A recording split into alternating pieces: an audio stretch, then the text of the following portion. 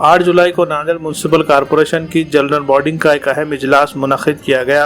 इजलास के दौरान एजेंडे पर मौजूद मुख्तलिफ मौज़ूआत पर जमकर बहस की गई। आबी सरबराही, तिब्बी सहूलियात और शहर के खस्ताहाल सड़कों पर बहस की गई। इजलास में शरीक कारपोरेटर ने म्यूनिसिपल इंतजामिया को तनकीद का निशाना बनाया। आबी सरबराही के लिए करोड़ों रुपए का फंड खर्च किया जा रहा है, लेकिन उसके बावजूद शहर के कई मुकामात पर न तो साफ पीने के पानी को फराहम किया जा रहा है और न ही मुस्तकिल तौर पर आबी सरबराही की जा रही है। बहस में हिस्सा लेने वालों में ज्यादातर बरसर इख्तिदार कांग्रेस पार्टी के नुमाइंदे ही शामिल हैं। कारपोरेशन के अपोजिशन लीडर दीपक सिंह रावत ने भी गुंटेवारी, शहर की बदहाल सड़कें, इन मौजूआत पर बहस में हिस्सा लेकर इंतजामिया को जमकर तनकीद का निशाना बनाया। इसी तरह रियासत में इख्तिदार में आई तब्दीली का जिक्र करते हुए उन्होंने नवमुंतखब वज़ीर आला एकनाथ शिंदे और नायब वज़ीर आला देवेंद्र फडणवीस के खैर मकदम के बारे में एक तजवीज़ पेश की और इसमें सबको शामिल होने की गुजारिश की, लेकिन बरसर इख्तिदार कांग्रेस पार्टी के कारपोरेटरों ने इसकी मुखालफत की और ये तजवीज़ रद्द कर दी गई।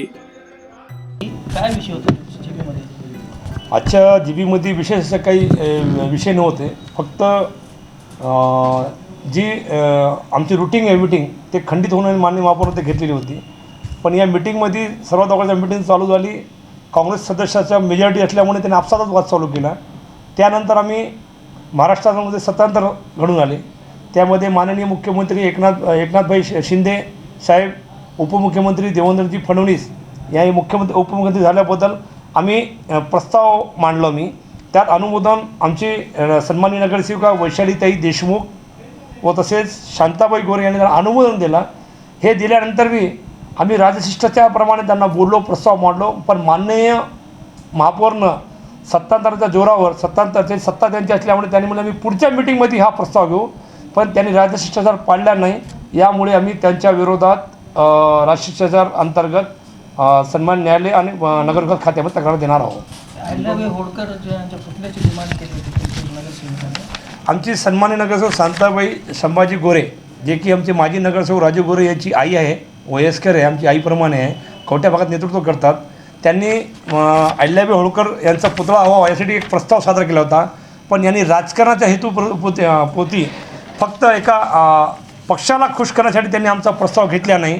पण आम्ही त्यांना विचारलो की भाई आज तुमचे बी नेते होते, तुम्हाला बी या समाजाचे धनगर समाज असो किंवा हटकर समाज असो यांचा सर्वात तुम्हाला मतदान भेटला होता, पण तुम्ही या पुतळ्याचा विरोध का करत आहे?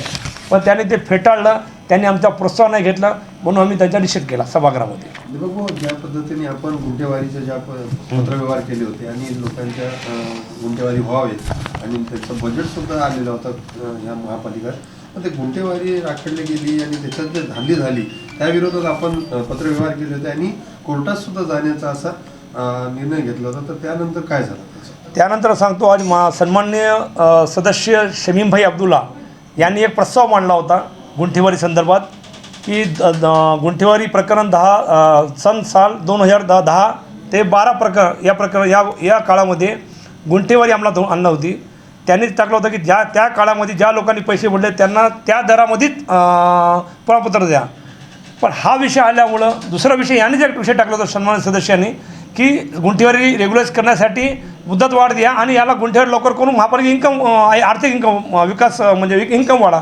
पण जेव्हा मी गुंठेवारीचं बोलायचं मला कोर्टात जायचं होतं आणि जाणारच आहे, पण जेव्हा या विषयावर मी बोललो, या 3 बाजू सांगतो गुंठेवारीबद्दल की 2010 आणि 12चा जे गुंठेवारीचे दर आज लागू होत नाही, कारण काही लोकांनी त्या काळातले जे पैसे वडले ते आजच्या गुंठेवारीने वरती केलेले आहे आणि एका बाजूनं महाराष्ट्र शासनानं दरपत्रक ठरलेलं आहे, त्या दरपत्रकासोबत त्यांनी महापालिका दरपत्रक घेत नाही, गुंठेवारी विकास शुल्क घेत नाही। जीबीने जे ठराव मंजूर केला, जे वाढीव दर मंजूर केला त्या हिशोबाने घेत आहे, म्हणून तिन्ही ठराव तपासल्यामुळे प्रशासन कायद्यात चकूट आलेलं आहे। या संदर्भात मी माननीय नगरविकास मंत्री यांना तक्रार करून डीची मागणी करणार आहे, डिपार्टमेंट इन्क्वायरी। बापूसाहेब गजवारे यांना पुढच्या 2 केलं आहे असे आदेश दिले त्यांनी।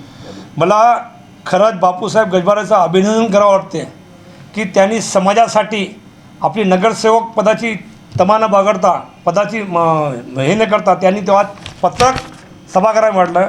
एका बाजूने एक चळवळीचा नेता म्हणून बापूसाहेब गजवारे आहे, त्यांनी आपले सर्व विचार बाजूला ठेवून काँग्रेसच्या सोबत त्यांनी नगरसेवक पद बहाल केला आणि निवडून आले।